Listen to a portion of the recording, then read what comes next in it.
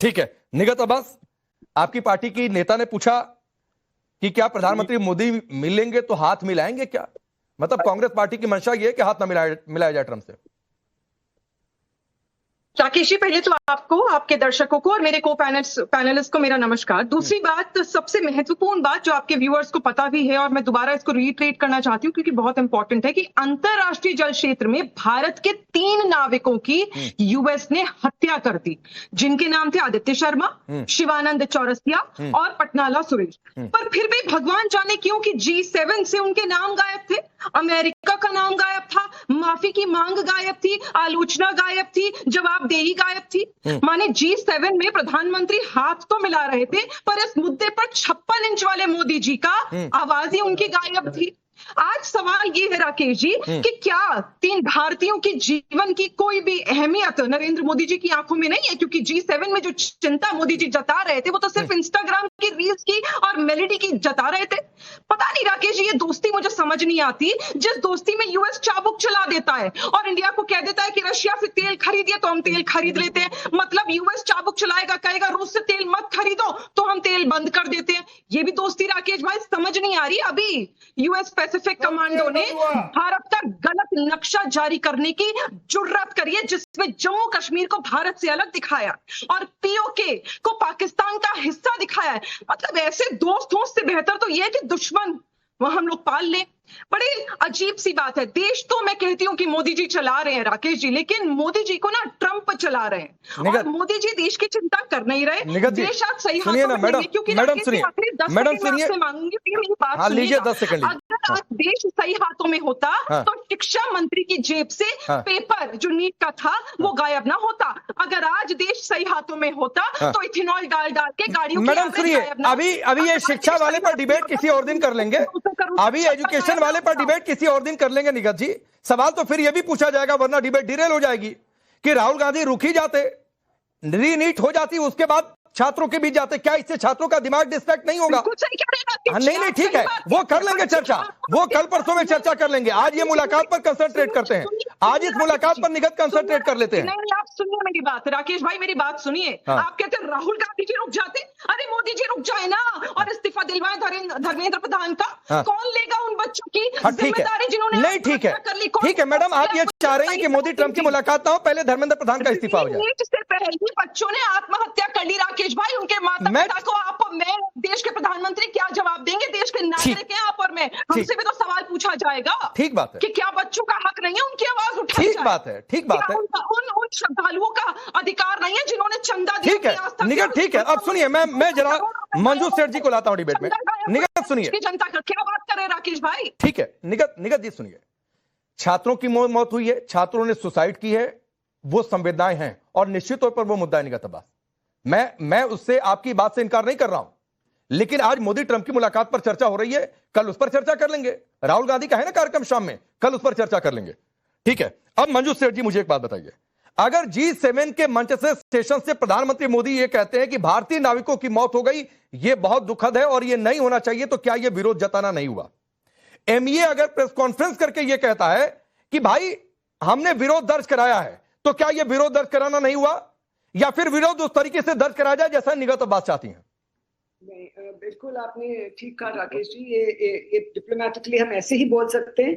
Publicly हम एक का नाम लेके और ये करके G7 के मंच पे कोई मतलब नहीं है बोलने का। बिल्कुल, जब प्राइवेटली 1 to 1 होगा तब शायद नाम लिए जा सकते हैं, लेकिन पब्लिकली तो नॉर्मली हम ऐसा नहीं करते हैं। और हमने अपने कन्वे कर दिया बड़ा क्लियरली, और G7 के मंच पे भी बोल दिया है कि नाविकों को सेफगार्ड किया जाए, मैरीटाइम सिक्योरिटी इंपॉर्टेंट है। और उसकी भी बात की गई, जो सारे गल्फ के कंट्रीज में इन्होंने टारगेट किया है ईरान ने, तो दोनों तरफ को उन्होंने मैसेज दिया है कि जो पीस और जो पीस के लिए सिर्फ आप नेगोशिएशंस करिए, डायलॉग करिए, और इस किस्म के जो आप लोग एक अटैक जो कर रहे हैं नॉन कॉम्बैटेंट्स को और सिविलियंस को और नाविकों को, एक ये बिल्कुल गलत है। ये क्लियर मैसेज है, ये क्लियर मैसेज है उनके लिए, दोनों साइड्स के लिए, कि ये जो टारगेटिंग चल रही है अनथॉट, ये बिल्कुल बंद होनी चाहिए। और इससे हमने बिल्कुल क्लियर एक मैसेज दे दिया। आई थिंक उसके बियॉन्ड 1-to-1 मीटिंग में जो होगा तो होगा, हम उससे जरूर वो करेंगे, कन्वे करेंगे कि ये बिल्कुल एक्सेप्टेबल नहीं, और हमने कन्वे भी किया। निगत जी, समझ में आया मंजू सेठ की बात? सॉरी, नहीं सुनाई दे रहा। सुनाई नहीं दिया? राकेश जी बड़ी अच्छी बात होती है, मतलब मैं तो समझ नहीं पाती कि आप इधर उधर की बातें हम तो कर लेते हैं, इधर उधर की चीजें हम बता देते हैं, लेकिन जो फैक्ट्स है वो हम सामने नहीं रखते। मुझे बताइए, G7 का बहुत अच्छा मंच नहीं था जहां पे आप जाकर बता सकते थे, देश के प्रधानमंत्री होने के नाते आप बोल सकते थे कि मेरे भारत के नाविकों की हत्या की गई और हम इस पर आपत्ति जताते हैं। क्या कहा जयशंकर साहब ने, क्या कहा मोदी जी ने, मुझे ये बताइए। आपने जाकर कहा कि कुछ सिविलियंस को जान भी गंवानी पड़ गई। अरे नहीं भैया, it's not that easy, sorry, it's not that simple. 3 नाविकों की अगर हत्या कर दी जाती है इंटरनेशनल वाटर्स में, that is illegal, that may be considered as an act of war, at least आप मैडम प्लीज, मैं आपको करेक्ट कर दूं। निगत अब्बास जी 1 मिनट रुक जाइए मैडम, प्लीज रुक जाइए, मैं आप ही के पास हूं। सुनिए, मिसकोट किसी को नहीं करते हैं, मिसकोट किसी को नहीं करते हैं। निगत अब्बास जी सुन लीजिए, भारत के नक्शे में मैं फैक्ट चेक ही कर रहा हूं।